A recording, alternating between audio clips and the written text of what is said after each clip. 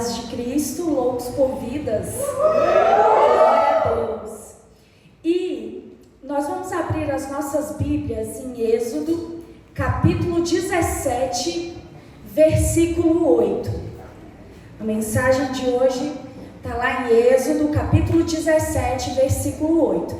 E enquanto você procura, eu gostaria de falar sobre um evento muito bacana que vai ter aqui na igreja para as mulheres. Ah, Denise, é só para as casadas? Não, é para todas as mulheres. É claro que vai ser um evento especial, onde vai ter uma palavra para as mães. A psicóloga da nossa igreja, que é top das galáxias, a irmã Andréia, vai trazer uma palestra sobre a nova maternidade. A maternidade nos dias atuais. Então você vai colocar aí na sua agenda, dia 25 de maio, às 16 horas, você vai estar conosco aqui na ADC Brasília. E nós estamos com uma dinâmica muito legal esse ano, que o nosso chá foi dividido para que todas as mulheres pudessem participar da produção do chá. Então, se você ainda não está participando dessa dinâmica, pode me procurar no final do culto, que a gente vai inserir você em algum grupo. Tá bom, mulheres? Vocês estão felizes por causa desse chá? Gente, eu estou tão animada, eu fico procurando lá no meu armário alguma coisa que eu posso trazer para deixar a minha mesa mais bonita. Aí eu falei assim, Jesus, que passe logo esse final de semana, porque esse final de semana foi só pensando em lembrancinha do Dia das Mães, né? E aí vocês já estão sabendo que vão ganhar uma lembrancinha hoje, né? Que toda mãe merece um mimo. E aí nós vamos começar a produzir, não sei, eu já tive tantas ideias assim para minha mesa, né? E aí eu queria falar para você, Letícia, que se você quiser participar conosco, você é minha convidada especial, você vai sentar na minha mesa, tá bom? Anota aí, dia 25, às 6 horas da tarde, porque afinal é um chá, né, gente? Não dá para fazer chá 7, 8 horas da noite, não. Porque vai ter de tudo aqui. A gente vai comer bem, a gente vai ouvir uma boa palestra. E nós também teremos um testemunho muito edificante sobre maternidade, que é a nossa irmã Joyce, que vai contar esse testemunho, que teve, né, uma gravidez aí de risco e a Sofia nasceu prematura. O pastor Rodrigo, ele tentou contar um testemunho, né, gente? Mas só quem sabe contar mesmo é mãe, né? Tudo que a gente passa ali. Amém? Amém. Vamos ler a palavra do Senhor, que diz assim. É do 8 até o versículo 13, tá, Miguel? Sucedeu que os amalequitas vieram e atacaram os israelitas em Refidim. Então Moisés disse a Josué: escolha alguns dos homens e vá lutar contra os amalequitas. Amanhã tomarei posição no altar da colina com a vara de Deus nas minhas mãos. Josué foi então lutar contra os amalequitas, conforme Moisés tinha ordenado. Moisés, Arão e Hur, porém, subiram ao altar da colina. Enquanto Moisés mantinha as mãos erguidas, os israelitas venciam. Quando, porém, as abaixava, os amalequitas venciam. Quando as mãos de Moisés já estavam cansadas, pegaram uma pedra e a colocaram debaixo dele, para que nela se sentasse. Arão e Hur mantiveram erguidas as mãos de Moisés, um de cada lado, de modo que elas permaneceram firmes até o pôr do sol. Assim, Josué derrotou os amalequitas à espada. Glória seja dada ao nome do Senhor. E aí, hoje, eu quero pregar sobre uma palavra que o Senhor vem falando comigo assim há muitos e muitos dias, desde do meu aniversário. aniversário que o Senhor está falando comigo sobre comunhão. E você deve estar se perguntando assim, Denise, o que tem a ver essa palavra que você leu aí, né? Êxodo 17 com a comunhão. E você vai entender. Porque quando nós lemos a palavra de Deus, nós precisamos buscar lições para as nossas vidas, né? Porque a palavra de Deus, não adianta, gente, você ler a Bíblia como se lê um livro do Harry Potter, né? Você tem que ler a palavra de Deus e meditar nela e viver a palavra todos os dias. E lendo essa palavra, falou muito forte ao meu coração sobre a comunhão que esse povo teve. E eu vou dar um panorama geral até chegar no capítulo 17. Porque o povo de Deus, ele estava escravizado ali no Egito. Então o Senhor mandou as 10 pragas, né? E o faraó assim decidiu libertar o povo de Deus. E o povo de Deus, liderado por Moisés, seguiu rumo ao deserto, porque o Senhor tinha prometido a esse povo uma terra. E então, ali, o Moisés vai guiando o povo. E sabe uma coisa que me chamou muito a atenção?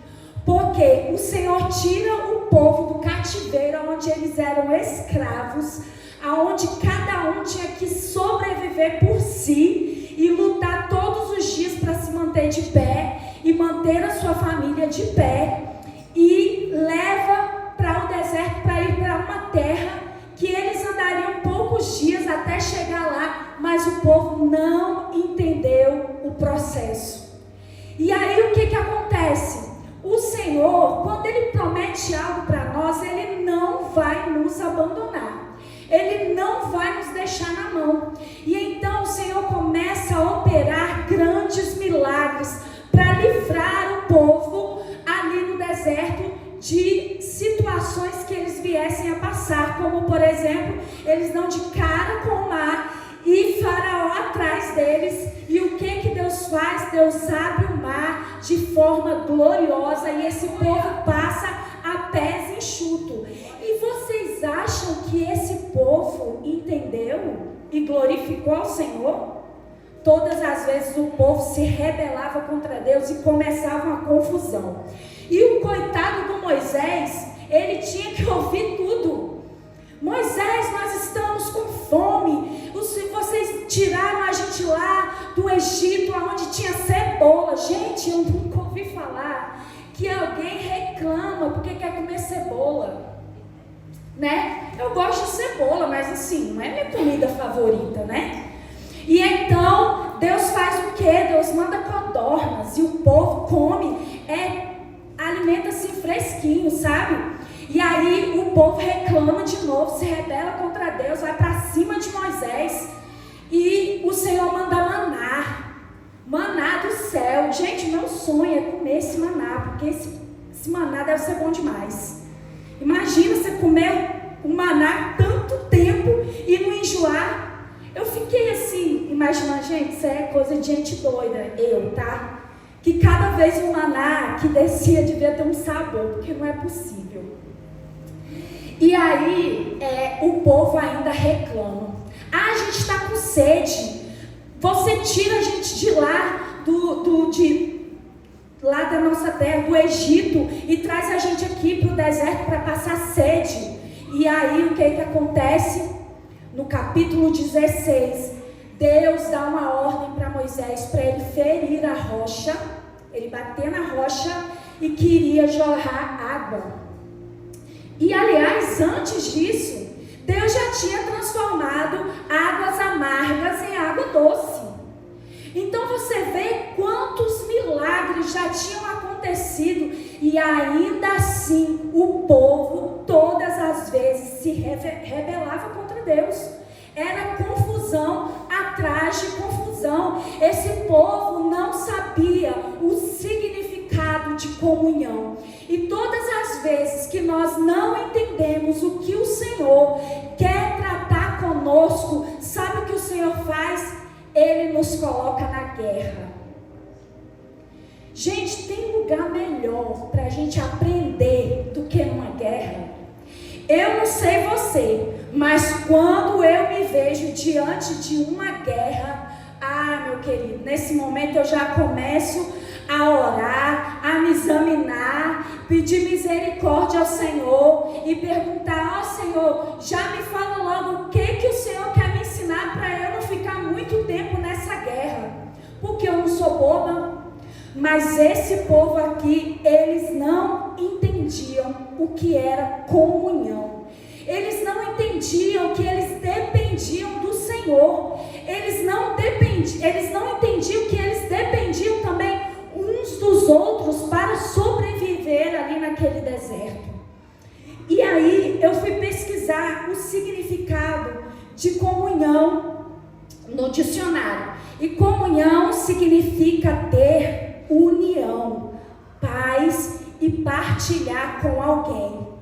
Gente, a única coisa que esse povo não tinha era paz entre si. Eles não compartilhavam paz, principalmente com o pobre coitado do Moisés, que a Bíblia diz que ele era o homem mais manso da face da terra. Mas tem um versículo ali no capítulo 17, que ele diz assim para o povo: o que vocês querem de mim? Só faltam vocês me apedrejar. Se não me engano é o versículo 4. O que vocês querem de mim? Só falta vocês me apedrejar, porque Deus já fez de tudo e vocês só sabem reclamar. Moisés não tinha um dia de paz.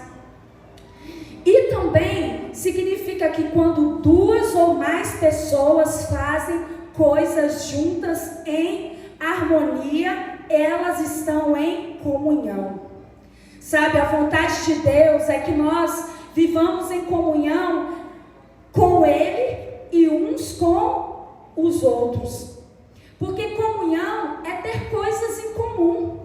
E se eu tenho coisas em comum com a Joyce, eu quero compartilhar essas coisas com ela. E nós vamos caminhar juntas e vamos dividir aquilo que nós temos com outras pessoas. E a gente começa a viver em comum acordo. E, sabe, gente, todos nós somos seres sociais. E o Senhor não nos fez para vivermos sozinhos. Ele não nos fez para que a gente vivesse isolados. O Senhor nos fez para que nós pudéssemos nos comunicar, para que nós pudéssemos compartilhar. E o Senhor nessa noite está convidando você a entender o que é ter comunhão e também compartilhar essa comunhão, amém?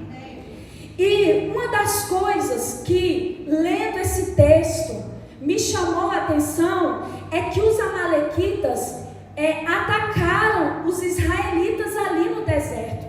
E sabe quantas vezes nós somos atacados, quantas vezes a gente é humilhado, quantas vezes roubam a nossa paz, de diversas maneiras, sabe? É no trabalho, é na nossa casa, é a saúde. Quantas vezes nós somos afrontados, sabe? E isso nos traz grandes danos. A gente fica ferido na nossa alma, no nosso emocional. Nós ficamos feridos no espírito e também ficamos feridos no nosso corpo.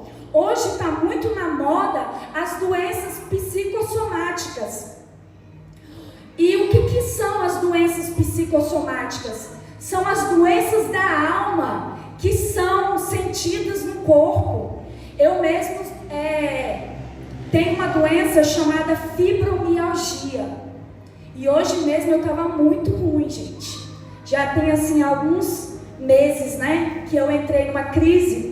Inclusive, hoje é o dia da conscientização nacional da fibromialgia, dia 12 de maio.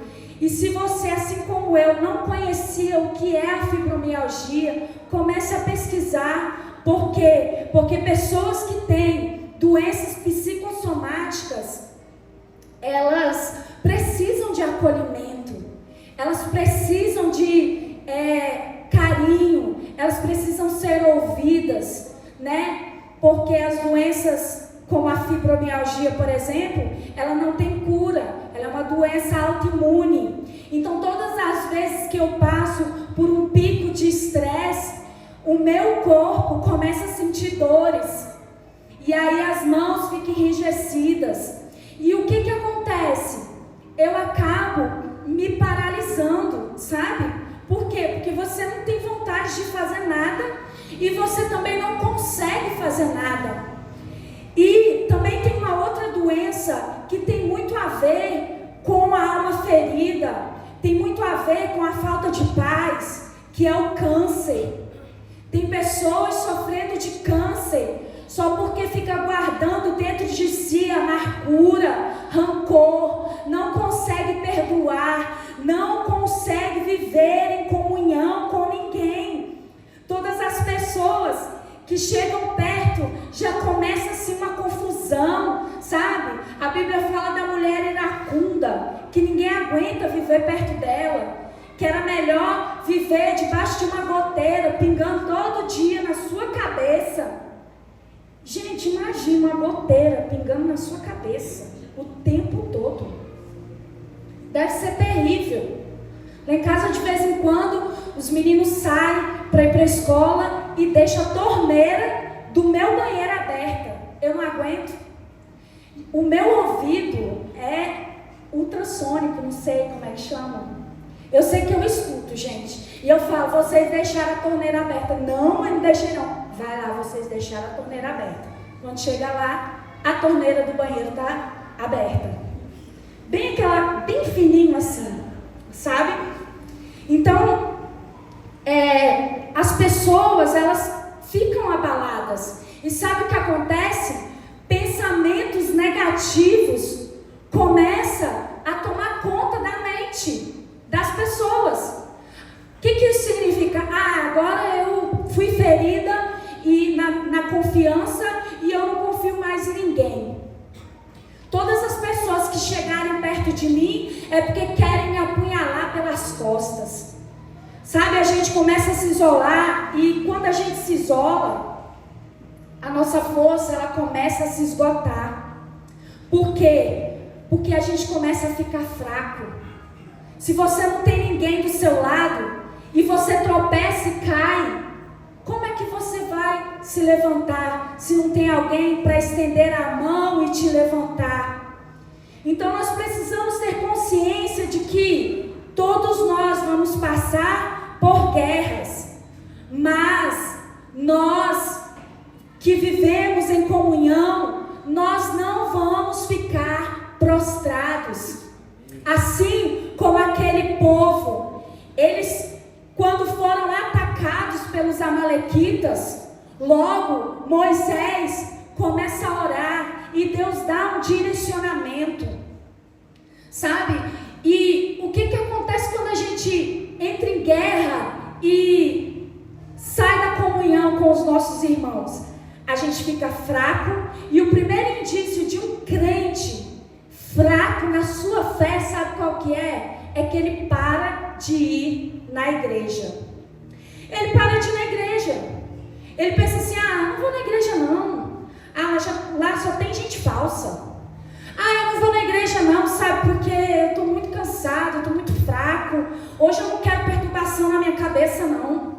E lá, coloca aí, Miguel, Hebreus capítulo 10, versículo 25. Vai falar sobre os crentes que não congregam. Olha só o que vai dizer. E não deixemos de nos reunir como igreja, segundo costumes de alguns, mas procuremos encorajar uns aos outros, sobretudo agora que vocês veem aproximar-se o dia. Uma das maiores mensagens que nós pregamos é que o Senhor irá voltar, que esse dia está chegando. Sinais têm mostrado para nós que a volta do Senhor Jesus está mais próxima do que nunca.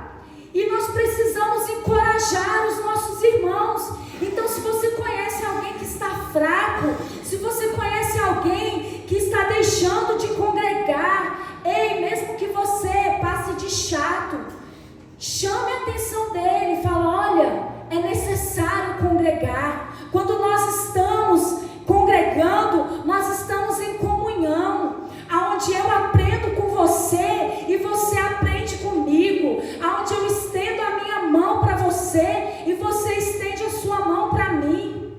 Eu não posso deixar de congregar, porque se eu deixar de congregar, eu vou parar de andar com a Elaine, eu vou parar de andar com a irmã Penha, eu vou parar de ter o privilégio de andar com a irmã Estênia, com a Joyce, com a Suzy, mulheres de Deus, que quando me olham falam assim: pastora, você não está bem não? A Elaine sexta-feira falou: mulher, tu não está bem não? Você chega a estar pálida. Ajoelha aí que nós vamos orar. Pega o óleo de unção, já joga na minha cabeça, lambuza minhas blusas, gente, tá tudo manchado aqui atrás de óleo. E eu falo: vai, gente, ora com força aí, que em nome de Jesus, domingo eu tenho que cantar, esse domingo eu tenho que limpar a igreja, eu tenho faxina, eu tenho um monte de coisa para fazer.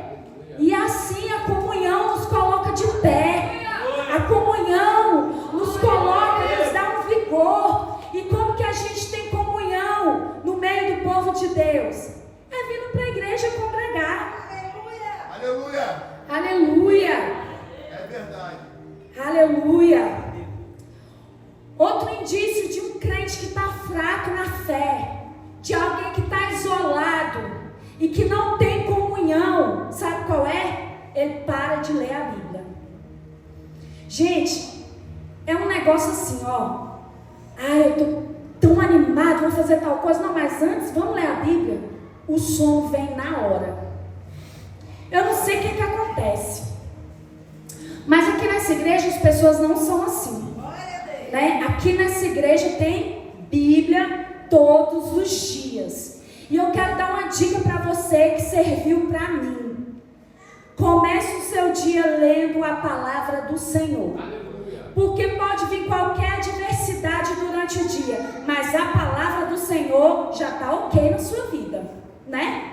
E pode ter certeza que todos os dias você vai receber uma palavra do alto, que vai ser direcionamento para a sua vida naquele dia. É naquele dia. Você lê e pensa assim: meu Deus, mas por que essa palavra? O povo está sendo invadido, não sei o que e tal. Lá na frente você entende. O Senhor já tinha dito para mim sobre comunhão. Amém? E também uma pessoa que para de ler a Bíblia. Gente, vamos ser sinceros. É uma pessoa preguiçosa. É uma pessoa preguiçosa. Porque hoje nós temos aplicativos diversos, vários. E os aplicativos hoje tem até um botãozinho que você aperta, você não precisa nem ler. Ele lê por você. Você põe o fone de ouvido e você escuta a palavra de Deus. Gente, aquelas pessoas, outro dia, setembro do ano passado, nós fomos no Rio de Janeiro para a consagração de obreiros. E nós chegamos lá, tinha um pastor, um missionário da nossa igreja, e ele estava dando o relatório sobre missões. E o que ele disse para a gente? Ele mostrou uma foto, que ele tem uns aparelhinhos assim, que tem toda a Bíblia gravada. E ele vai passando ali nas aldeias e vai deixando esses radinhos. Eu não sei que aparelho era aquele, eu não lembro o nome. Mas eu sei que ali está gravada a Bíblia. Carrega com energia solar. E carrega com energia solar. Então, assim, gente, não tem desculpa, sabe? E sabe o que é mais interessante? O povo da aldeia se reunia todos os dias na casa do cacique para poder ouvir a palavra de Deus. Tem gente que tem 10, 15 Bíblias dentro de casa e não abre a Bíblia nem para ler um salmo durante o mês. O que dirá todo dia? Então, assim, não tem desculpa para você estar fraco na fé. Não tem desculpa. A Bíblia diz: ó, preguiçoso, vai ter com a formiga. Aprende lá.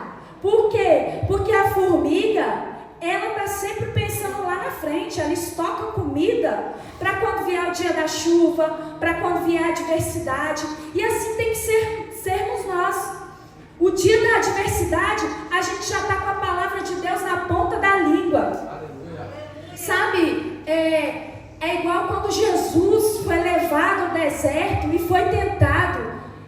Ele estava 40 dias sem comer, ele estava 40 dias de jejum.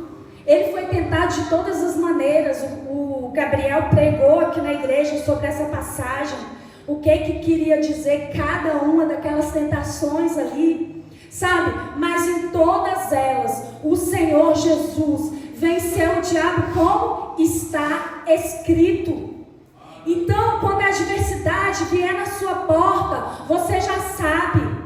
Quando você tiver falta de alimento, o que você vai dizer? O Senhor é o meu pastor e nada me faltará. Quando eu estiver angustiado, o que você vai dizer? Leva os meus olhos para os montes. De onde me virá o socorro? O meu socorro vem do Senhor, que fez os céus e a terra. Quando você sentir uma pessoa que não está sendo amada, que não está sendo cuidada, começa a recitar aquela passagem que diz: porque Deus amou o mundo de tal maneira que deu o seu único filho, para que todo aquele que nele crê não pereça, mas tenha a vida eterna. Eu não vou perecer, porque o Senhor Jesus, Ele me ama, Ele entregou a sua vida por mim. Tem estoque de palavra de Deus na sua vida, que não haverá adversidade que possa te vencer, que possa te parar, que possa te derrubar. Sabe, a gente tem assim alguns pecados de estimação que a gente guarda e a gente não consegue vencer quando a gente está fraco. Por quê? Porque a gente não sabe recitar a palavra de Deus. Aí a primeira coisa que acontece é aquele pecadinho batendo lá. Ah, boba, por que você está muito cansada? Vai lá no bar tomar uma cerveja, senta ali, conversa com um povo diferente. Para quem ir para a igreja orar? Ah, boba, você está precisando de dar um ânimo. Vai usar um pouquinho de droga. Vamos lá para a balada, para o showzinho, para a festinha. Mas sabe de uma coisa? Tudo isso passa. Mas a palavra do Senhor, ela não passará. Todos esses pecadinhos que ninguém está vendo.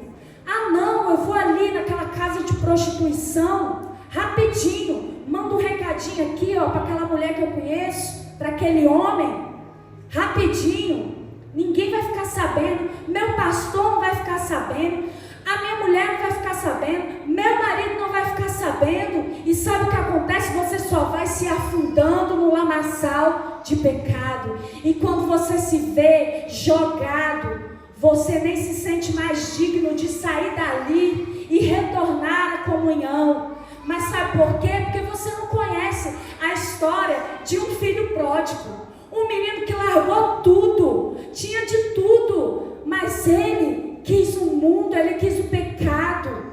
Mas quando nós conhecemos a palavra de Deus, nós vamos entender que existe um pai esperando aquele filho todos os dias. E que quando ele voltou pedindo para ser um empregado, sabe o que o pai fez? Colocou um anel novo no dedo, calçou sandálias, mandou tecer roupas e ainda fez uma festa de boas-vindas. Sabe, você é amado, você é cuidado. Você precisa entender e ter isso bem guardado dentro do seu coração. Aleluia. Moisés, ele escolhe Josué e ele dá uma ordem para Josué. Ele dá uma ordem para ele escolher os homens para a batalha. E eu achei isso tão interessante, porque a gente sabe quem está com a gente, de verdade.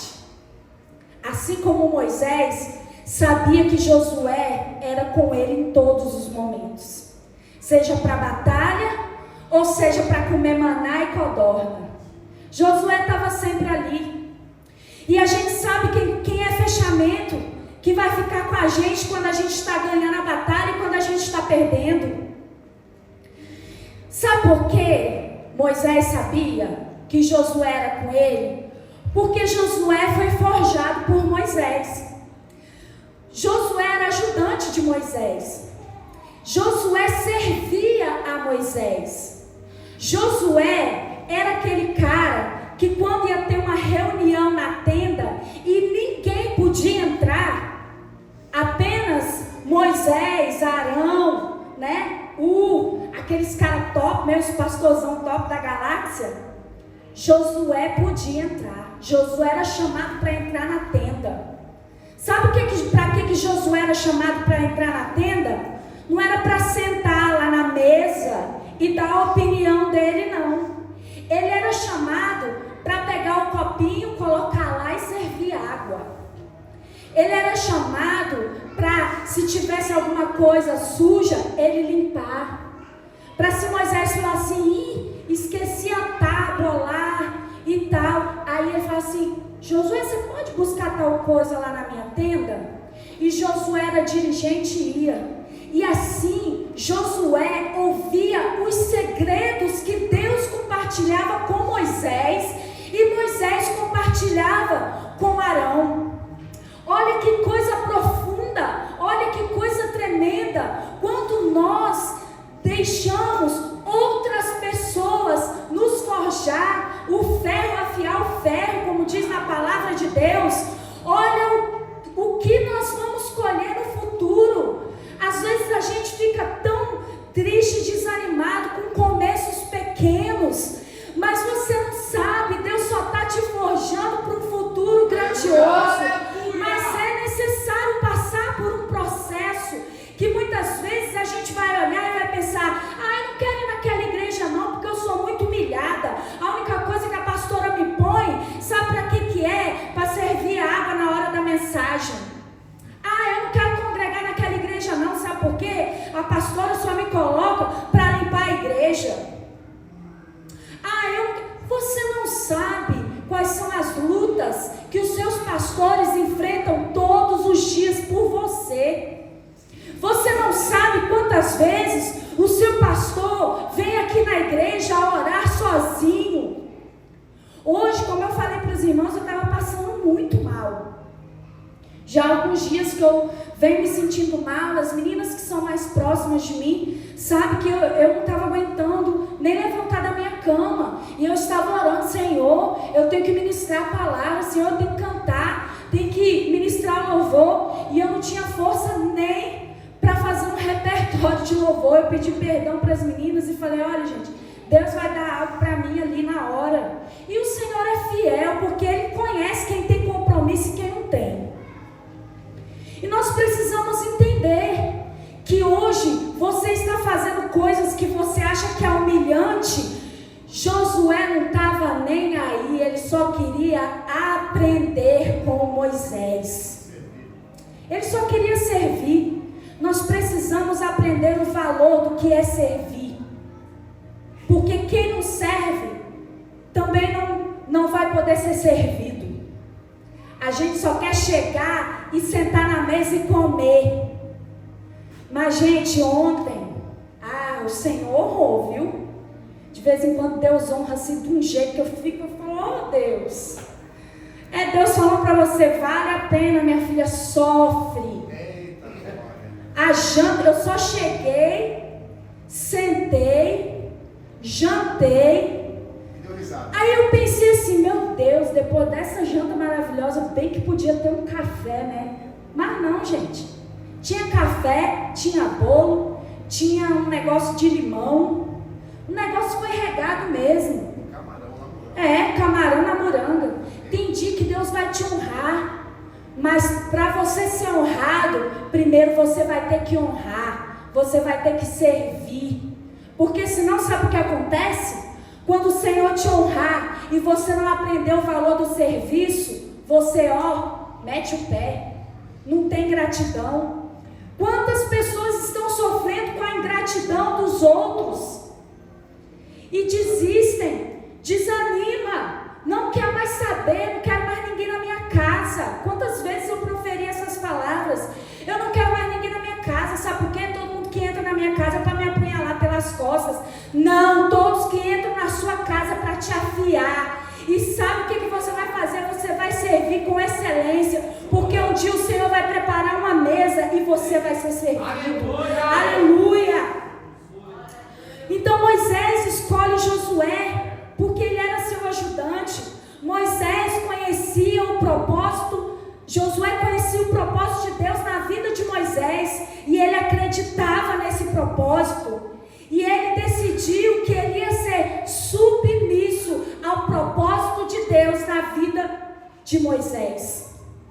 Quantas pessoas não compreendem o que é submissão? As mulheres hoje não estão entendendo o que é submissão. Acham que ser submissa é ser serviçal. Não.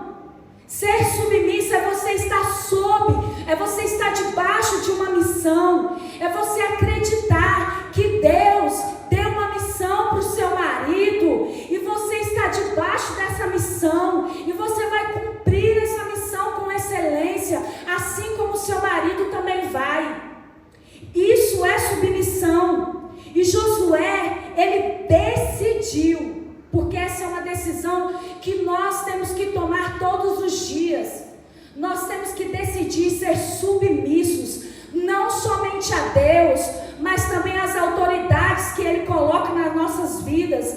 Sermos submissos ao nosso esposo, sermos submissos aos nossos pais, professores, sabe? Se você se colocar na posição de submissão, a glória de Deus descerá sobre você, e você vai entender que o propósito é o mesmo. Ou seja, quando eu estou submissa, eu entendo que esse é um indício de um lugar de comunhão, porque a submissão indica unidade de propósito. Todo mundo vai falar a mesma língua, todo mundo vai trabalhar para o mesmo objetivo, todo mundo vai trabalhar com excelência e com alegria, porque eu conheço o propósito que Deus tem na vida do meu esposo. E se esse propósito é servir a igreja, eu vou servir na igreja juntamente com ele. Os meus filhos, vendo que eu sou submissa ao meu esposo, eles também vão ser submissos aos pais, e eles vão servir a igreja com alegria e com excelência, e assim será para a descendência deles também, e toda a nossa casa servirá ao Senhor com alegria. Nós precisamos entender que existe um propósito, sabe? Deus deu uma missão para Moisés, e Moisés foi submisso a Deus. Josué foi submisso a Moisés. O povo foi submisso a Josué, porque Moisés dá uma ordem para ele escolher algumas pessoas para irem ali batalhar aquela guerra, e as pessoas vão obedecer a Josué. E aí sabe o que acontece? No final das contas, o propósito é o mesmo. Todo mundo está submisso à mesma ordem, a ordem de Deus. Então nós precisamos nos atentar.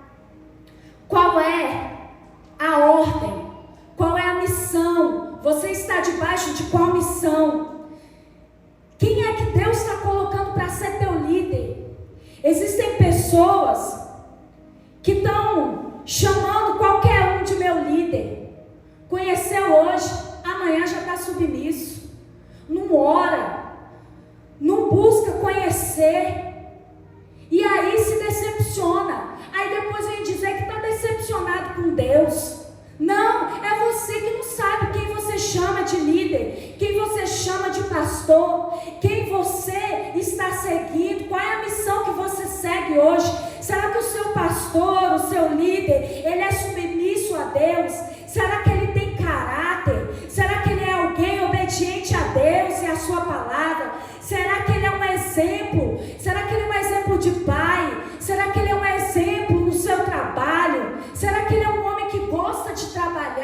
ou gosta de explorar as ovelhas?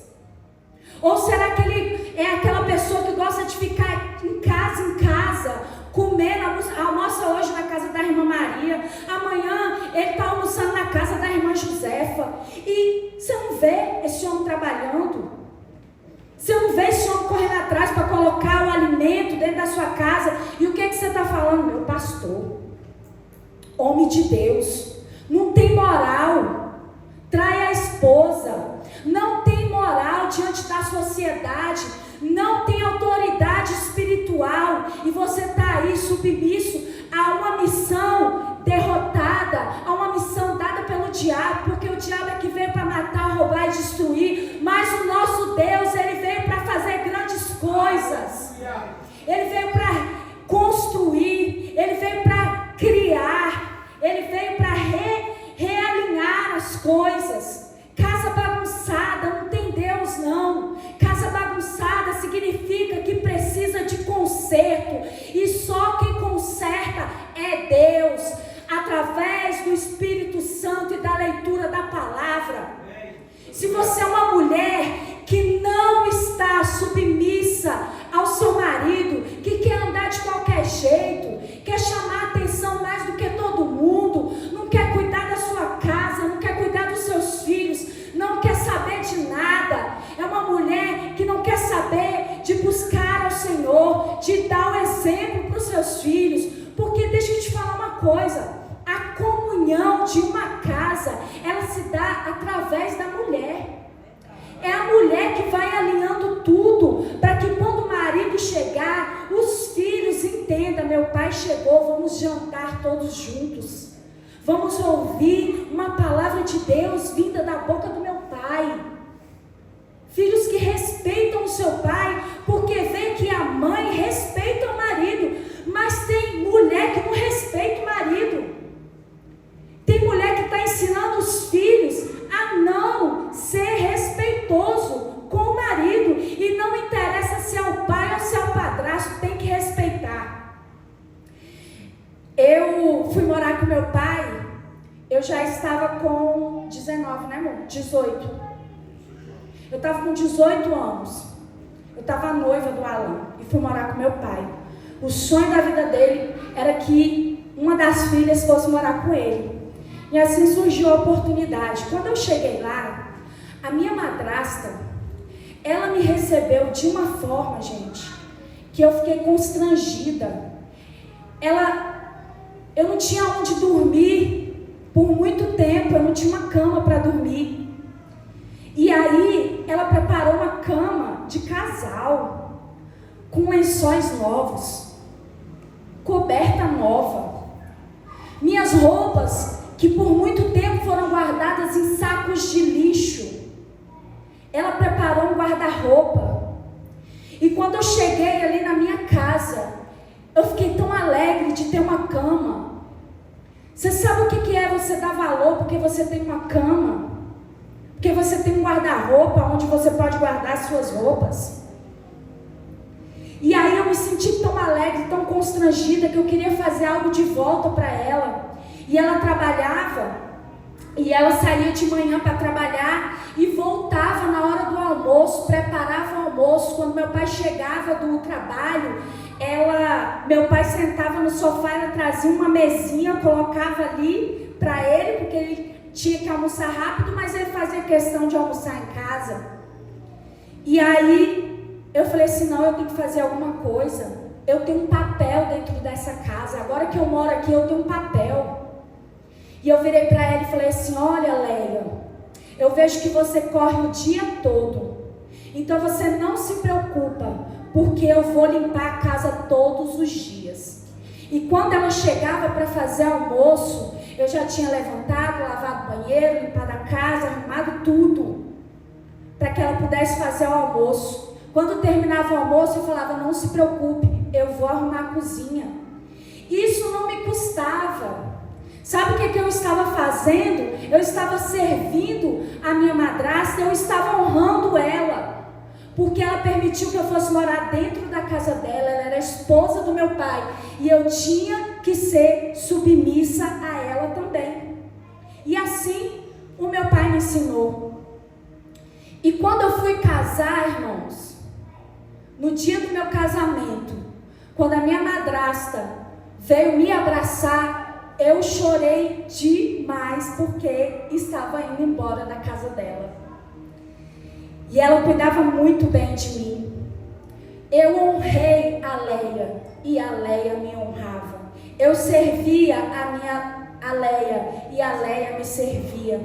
Sabe o que é isso? Comunhão, submissão, é ter entendimento. Então, a gente precisa ficar atento com quem anda conosco, com quem nós escolhemos para estar conosco na hora da guerra, porque isso vai determinar se você vai ser um vencedor ou se você vai ser um derrotado. Outra coisa que ficou muito claro para mim, lendo essa passagem, é que Moisés, ele foi muito claro nas palavras dele, quanto ao que ele iria fazer, quanto ao que ele estava fazendo e quanto ao que ele iria fazer. Moisés, ele foi direto e objetivo. Eu ficarei no alto do monte, segurando o bastão de Deus. E você, Josué, você vai para o combate. E Arão e Hur, eles vão me acompanhar no alto do monte. E olha aí como é que foi formada a equipe de Moisés. Com clareza, objetividade e transparência. E é assim que nós devemos formar as nossas equipes. É assim que a gente tem comunhão uns com os outros. É sendo claros, é sendo objetivos, sabe? Tem pessoas que elas não têm sinceridade, elas não têm transparência, elas são falsas.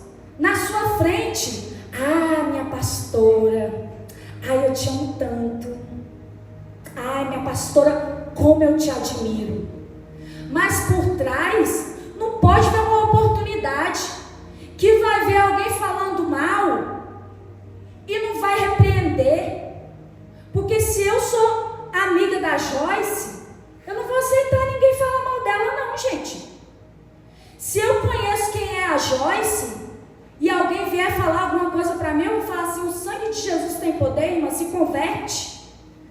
Essa pessoa aí, eu não conheço não, porque a minha amiga Joyce, ela é uma mulher de Deus, que ora comigo, que jejua comigo, que no dia que eu estava triste foi quem enxugou as minhas lágrimas, que no dia que os meus filhos estavam desesperados, ela levou para a casa dela, deu um conselho de Deus, colocou meus filhos de pé, adotou meus filhos como filhos.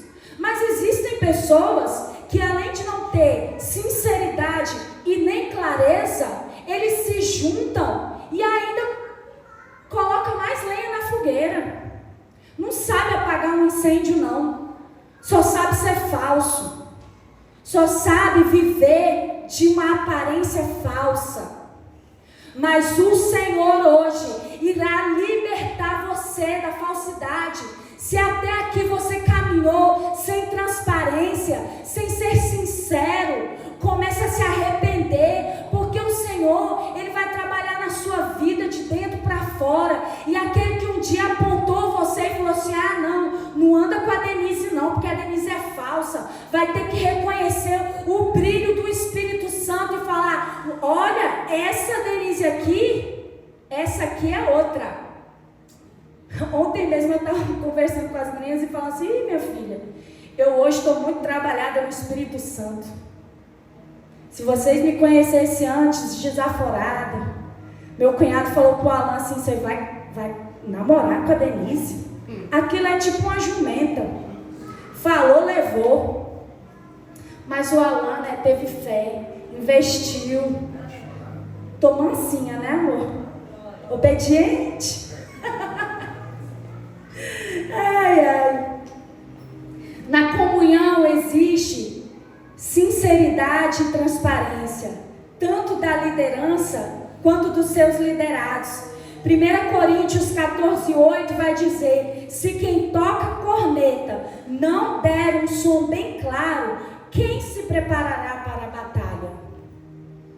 Marcos capítulo 3, versículo 24, vai dizer que um reino dividido internamente, ele será destruído. Se um reino estiver dividido contra si mesmo, não poderá subsistir. A Torre de Babel, ela nos traz um grande ensinamento sobre isso, sobre a comunicação daquele povo. Porque a Torre de Babel, a construção da Torre de Babel, ela só estava dando certo porque o objetivo era claro. Porque todos estavam trabalhando em prol desse objetivo, que era a construção dessa torre. E sabe o que eu entendo com isso? Que a sinceridade, a clareza, ela traz união. E a Bíblia diz que aquele povo falava a mesma língua e o trabalho prosperava. Tanto que lá em Gênesis 11, 6 diz assim: vejam, disse o Senhor. O próprio Deus estava dando testemunho daquele povo. E ele dizia assim: vejam, disse o Senhor, todos se uniram e falam a mesma língua. Se isto é o começo do que fazem, nada do que se propuserem a fazer daqui em diante lhes será impossível. O próprio Deus viu que aquele povo nada podia vencer. Por quê? Porque eles falavam a mesma língua, o propósito era o mesmo. Todo mundo estava um preocupado com o serviço do outro, um ajudando o outro, sabe? E assim o trabalho ia prosperando. Mas a falta de sinceridade, clareza, traz divisão e desistência. Em Gênesis 11, 7 diz assim: venham, vamos descer e confundi-los com línguas diferentes, para que não consigam mais entender uns aos outros. Assim, versículo 8, assim o Senhor os espalhou pelo mundo inteiro, e eles pararam de construir a cidade. Para que essa cidade não fosse construída, para que essa torre, para que esse povo não chegasse no objetivo que eles tinham, o Senhor teve que confundir a língua deles e ainda espalhar esse povo pelo mundo, porque se deixasse esse povo junto, essa cidade ia sair, esse trabalho ia ser concluído. E a divisão, irmãos, é o oposto da comunhão. A divisão deve ser extirpada do meio daqueles que querem viver em união. E o texto também vai dizer, lá em Êxodo capítulo 17, vai dizer que quando Moisés estava com as mãos levantadas, os israelitas venciam a guerra. Mas quando ele abaixava os braços, o povo perecia. E aí, eu fiquei pensando, mas o que isso significa? Para essa questão da comunhão. Significa que as mãos levantadas de Moisés tinham dois significados. Significava que ele e o povo estavam totalmente rendidos a Deus. Sabe, na guerra, o ato de eu levantar as minhas mãos significa que eu estou vencida, que eu estou totalmente rendida, eu estou totalmente entregue. E nós precisamos sim sermos totalmente entregues ao Senhor. Nós precisamos ser dependentes dEle.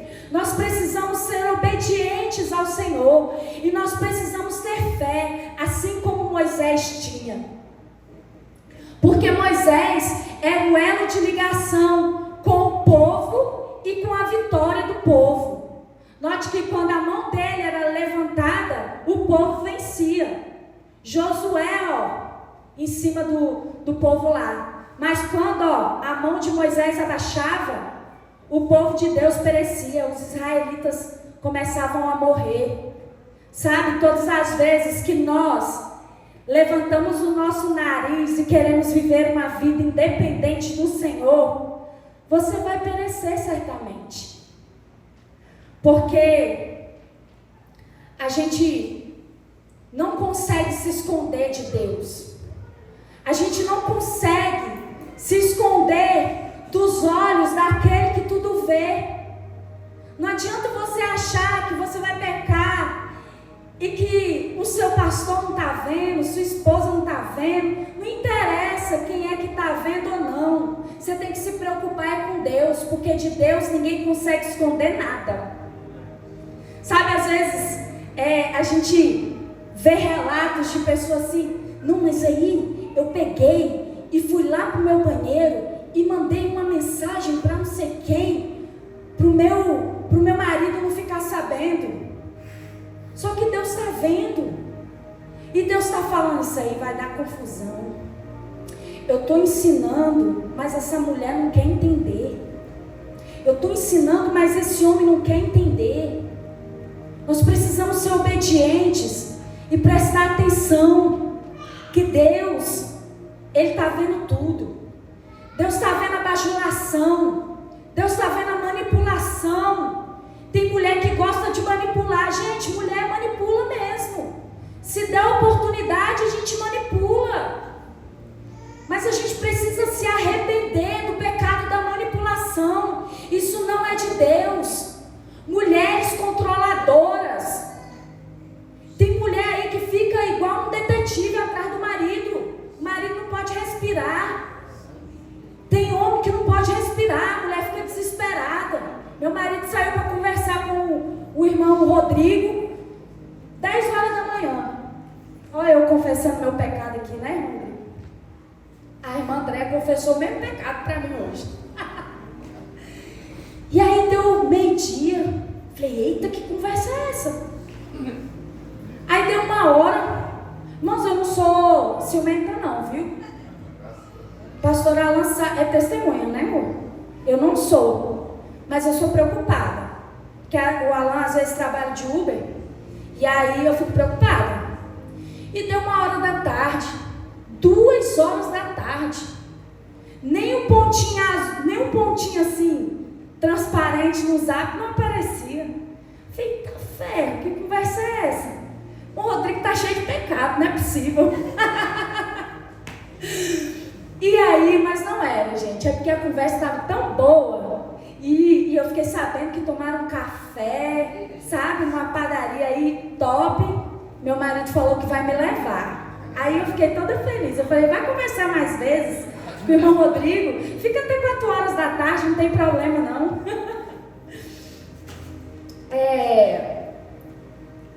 Então, até perdi aqui o fio da meada. Isso! Tem mulheres que são manipuladoras. Tem homem que é manipulador também. Mas eu não vou ser hipócrita, né, gente? Isso é mais a coisa de mulher mesmo. Então a gente precisa se arrepender do nosso pecado. Seu marido é um homem de Deus. E mesmo que ele não seja, comece a declarar pelos olhos da fé, porque é isso que essa palavra está dizendo hoje. Tenha fé. Meu marido é um homem de Deus. Ele sai para trabalhar todo dia abençoado, para ganhar o sustento para a nossa casa. Aleluia. As mãos erguidas também de Moisés significava bênção e proteção do Senhor. Fazer qualquer coisa sem a bênção do Senhor é loucura, pois é certo que nós vamos perecer. Nós precisamos sempre buscar a bênção do Senhor. E quem são os abençoados? São aqueles que obedecem. Jesus é um exemplo para nós. Ele foi obediente. Foi obediente até quando? Até o fim. Até a hora da morte. Mas sabe qual foi? Qual foi a consequência da obediência de Jesus? Que ao 3º dia, ele ressuscitou. E nem a morte pôde vencer o nosso Senhor Jesus, porque ele era obediente. O Salmo 33, versículo 18 e 19 vai dizer: mas o Senhor protege aqueles que o temem e os que firmam a esperança no seu amor, para livrar-os da morte e garantir-lhes vida, mesmo em tempos de fome. Quem é obediente ao Senhor vai ser vitorioso. vitorioso, porque terá a bênção e a proteção. E eu queria que você se colocasse de pé nessa noite. Aleluia. Só pode ter comunhão quem é obediente. Essa história vai terminar dizendo que Moisés, ele permaneceu de braços levantados até o fim da batalha. Mas isso só foi possível porque Arão e Hur permaneceram com ele, segurando seus braços. Sabe que ninguém faz nada sozinho.